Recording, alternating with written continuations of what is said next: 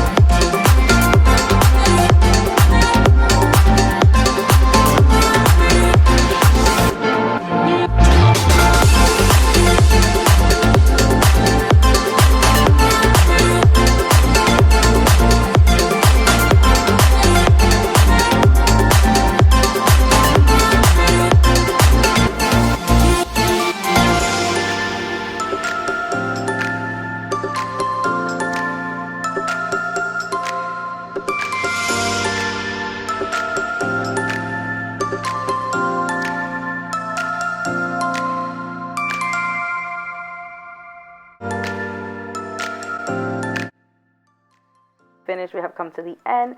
I hope you guys enjoyed today's video cleaning. I just decided to really clean my living room and my dining room today instead of like the whole house, because if I do the whole house it takes me forever. So I just decided to just film the living room and the dining room today, because that's the two areas that I feel like get messy the most. I still have their chairs that I have to put together from IKEA. It just takes forever, guys. But yeah, I decided to mop and all that good stuff. So I hope you guys enjoyed today's video. I hope it motivates you to clean. And yeah, like I always say, God bless you.